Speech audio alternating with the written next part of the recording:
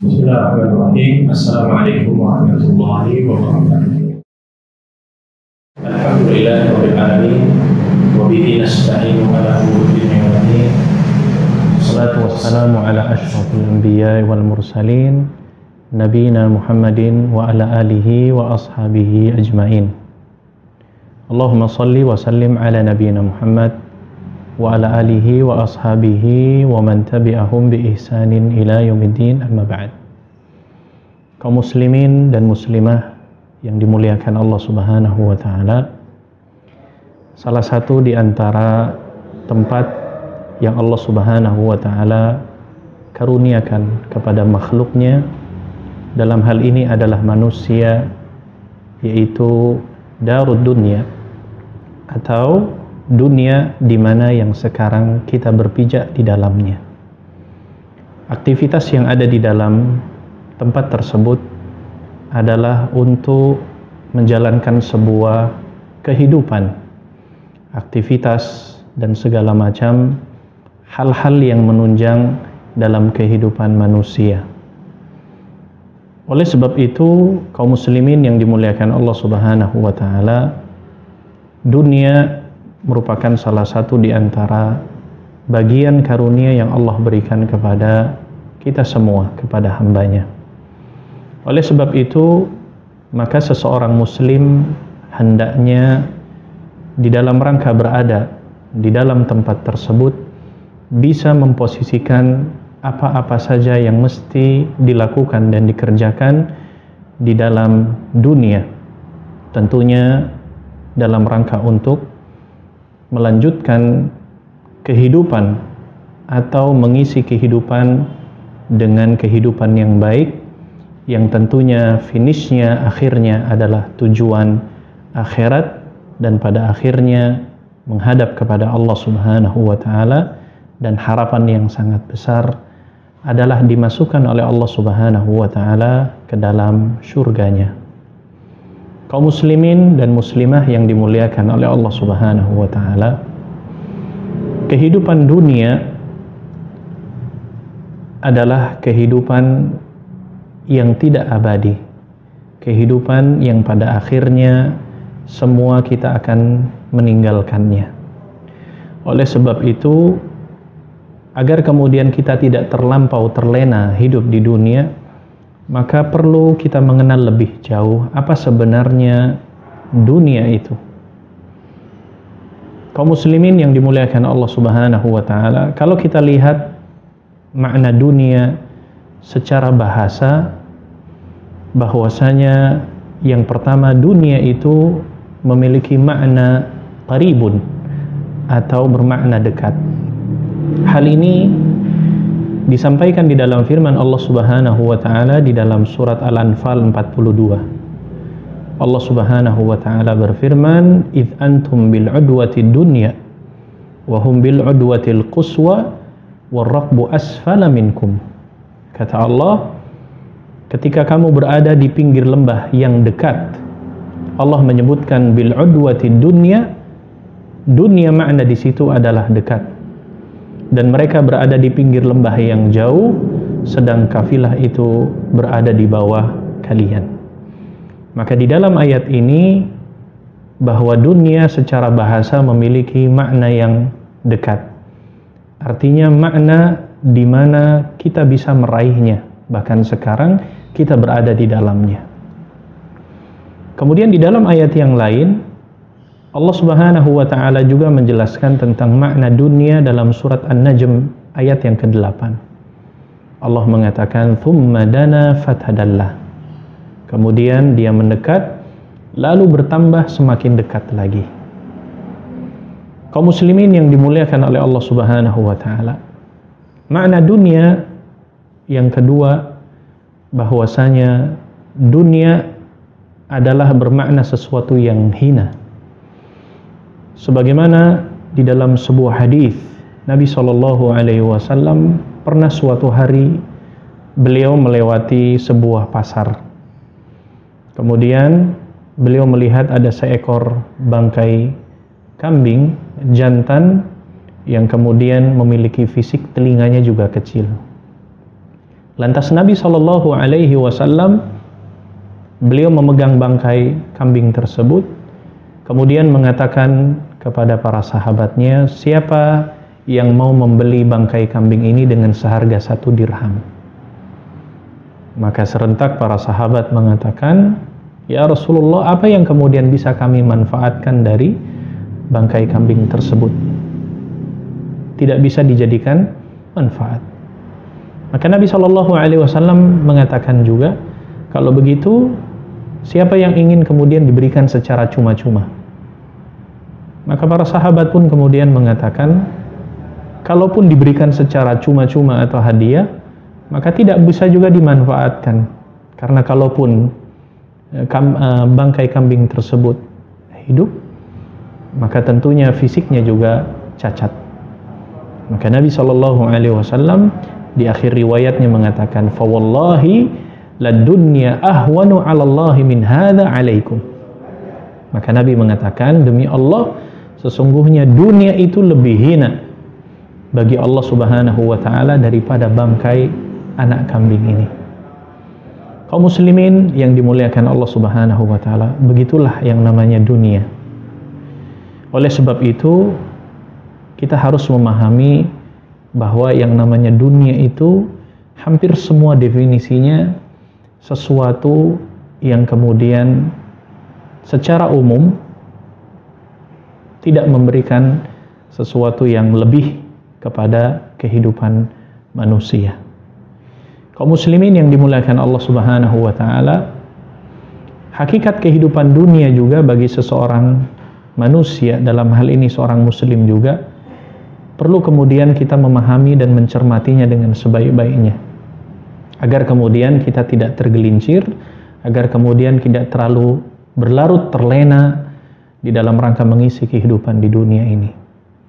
Hakikat dunia yang pertama, ketahuilah bahwasanya dunia adalah tempat ujian, tempat di mana setiap manusia mendapatkan evaluasi. Hal ini disebutkan oleh Allah Subhanahu wa taala di dalam firman-Nya dalam surat Al-Mulk ayat yang kedua. Allah berfirman, "Alladzi khalaqal mauta wal hayata liyabluwakum ayyukum ahsanu amala wa huwal azizul ghafur." Kata Allah Subhanahu wa taala, Allah yang menjadikan al-maut wal haya. Allah yang menjadikan kematian dan kehidupan. Liyabluwakum, sebagai apa? Agar Allah Subhanahu wa taala menguji kalian. Menunjukkan bahwasanya Allah menjadikan dunia sebagai kehidupan, tempat di mana Allah akan menguji kita semua. Ayyukum ahsanu amala, sekaligus mencari siapa di antara kita yang lebih baik amalannya. Wa huwal azizul ghafur, dan Allah Subhanahu wa taala Maha perkasa lagi Maha pengampun. Hakikat yang kedua, kaum muslimin yang dimuliakan Allah Subhanahu wa taala, ketahuilah bahwa dunia adalah fata morgana.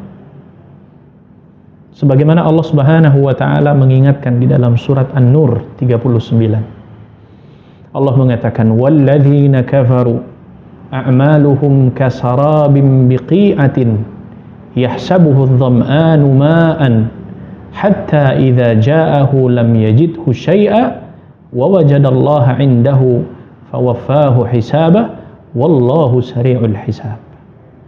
Kata Allah tabaraka wa taala mengatakan bahwasanya orang-orang yang kafir, amal-amal mereka itu adalah seperti kasarab, seperti fata morgana di tanah yang datar, yang disangkanya air oleh orang-orang yang merasa kehausan. Tetapi ketika didatangi air tersebut, maka dia tidak mendapati sesuatu apapun, dan didapatinya ketetapan Allah Subhanahu wa taala di sisinya. Kemudian lalu Allah memberikan kepadanya perhitungan amalan-amalan dengan cukup, dan Allah adalah sangat cepat perhitungannya. Kaum muslimin rahimakumullah, begitulah hakikat yang namanya dunia. Terkadang kita lihat di depan mata, ketika kita mendekat, ternyata yang kita lihat tidak ada.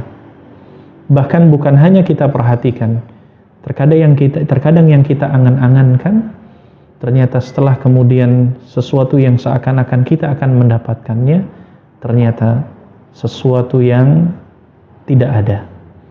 Maka itulah hakikat yang namanya dunia.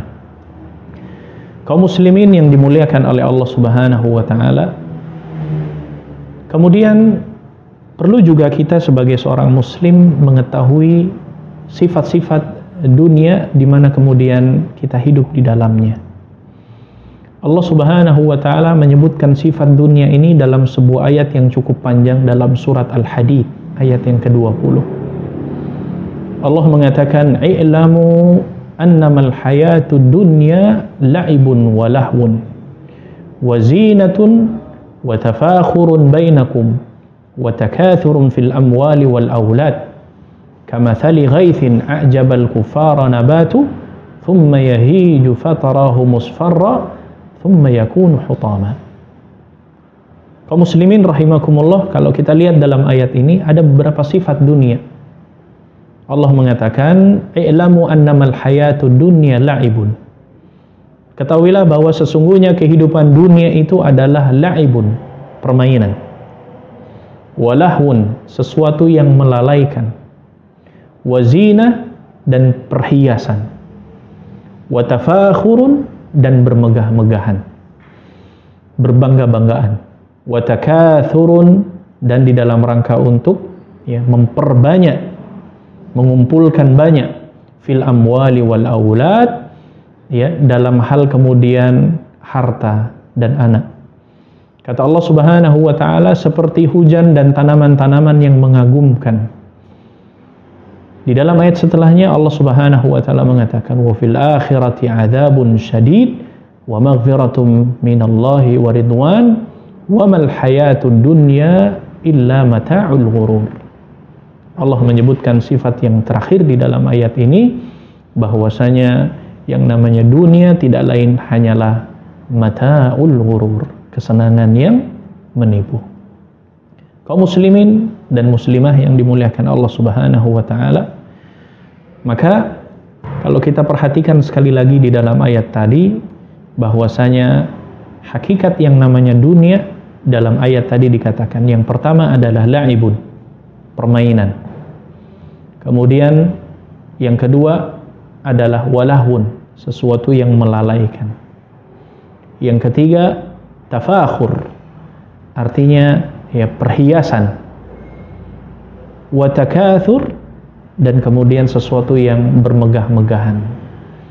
Dan yang selanjutnya Allah menutup ayatnya, mata'ul ghurur, semuanya adalah kesenangan yang menipu.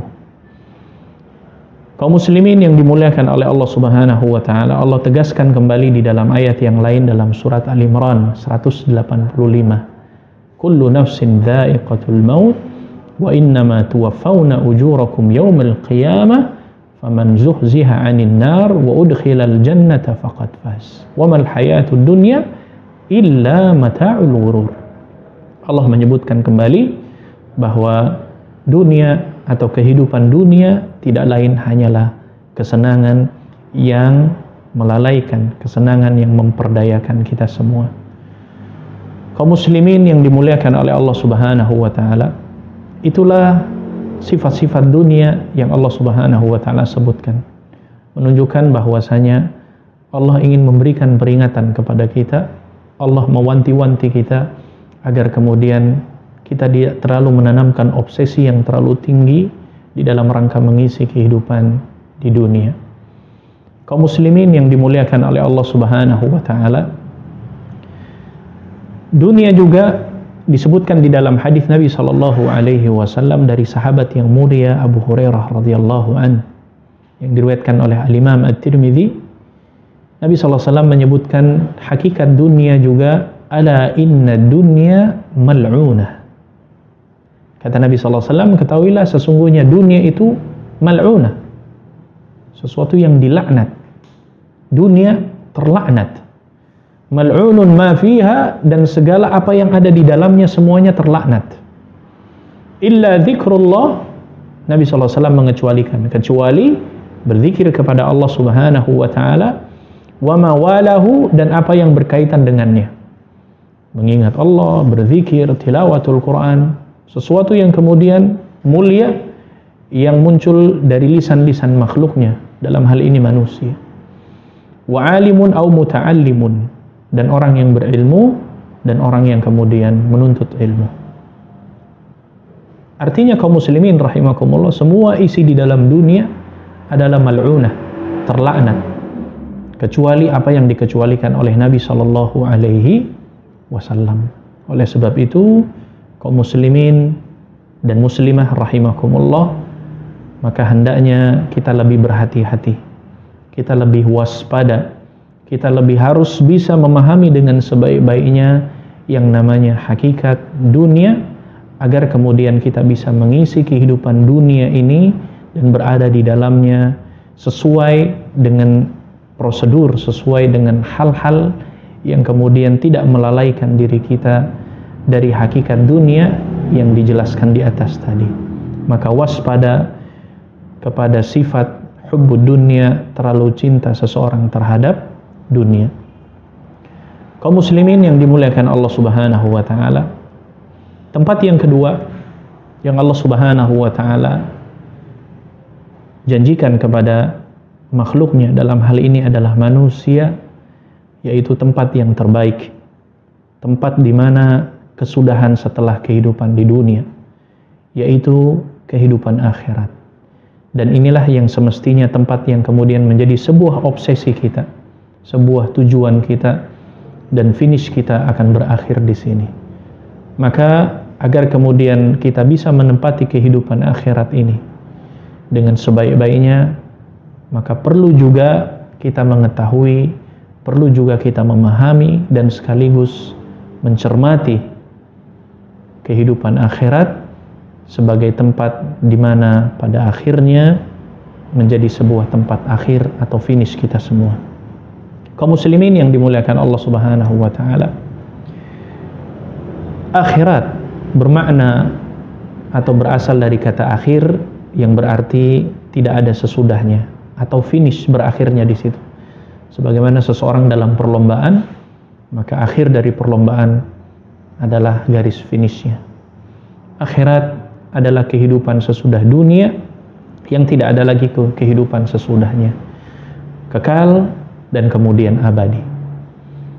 Dan ingat bahwa sebagai seorang muslim, mengimani kehidupan akhirat merupakan salah satu min arkanil iman, salah satu di antara rukun iman. Ingat bahwasanya akhirat adalah negeri yang kekal dan negeri yang abadi. Kaum muslimin rahimakumullah, kalau tadi kita harus mengenali sifat-sifat kehidupan dunia, maka kita pun mengenali sifat kehidupan akhirat. Yang pertama, bahwasanya hakikat makna kehidupan yang sebenarnya adalah bukan di dunia, tapi hakikat kehidupan yang sebenarnya adalah kelak kehidupan di akhirat nanti. Allah Subhanahu wa taala menyebutkan bahwa yang namanya sifat akhirat, Allah mengatakan al-hayawan, kehidupan yang sebenar-benarnya, kehidupan yang sesungguhnya. Sedangkan dunia, kehidupan yang tidak sesungguhnya, kehidupan yang hanya bermain-main, kehidupan yang hanya sandiwara, sendagurau. Tapi kehidupan yang hakiki adalah kehidupan akhirat kelak. Allah mengatakan dalam ayatnya, surat Al-Ankabut 64, وَمَا هَذِهِ الْحَيَاةُ الدُّنْيَا إِلَّا لَهْوٌ وَلَعِبٌ وَإِنَّ الدَّارَ الْآخِرَةَ لَهِيَ الْحَيَوَانُ لَوْ كَانُوا يَعْلَمُونَ. Kata Allah, tidaklah kehidupan dunia ini melainkan sendagurau, bermain-main, dan sesungguhnya akhirat itulah yang sebenar-benarnya kehidupan. Lau kanu ya'lamun, seandainya mereka mengetahui. Sifat yang kedua, kaum muslimin rahimakumullah, bahwa kehidupan akhirat adalah darul qarar, ya, tempat yang kekal, tempat yang abadi. Allah mengatakan dalam surat Ghafir 39, ya qaumi innama hadhil hayatu dunya mata wa innal akhirah hiya darul qarar. Kata Allah, wahai kaumku, sesungguhnya kehidupan dunia ini hanyalah kesenangan yang sementara, dan sesungguhnya akhirat itu adalah negeri yang kekal, darul qarar, bahwa akhirat adalah negeri yang kekal, tempat yang abadi selama-lamanya. Yang ketiga, bahwa akhirat adalah sebagai tempat pembalasan, darul jaza. Allah mengatakan dalam surat An-Nur 25, yauma idzi yuwaffihimullahu dinahumul haqq wa ya'lamuna annallaha huwal haqqul mubin.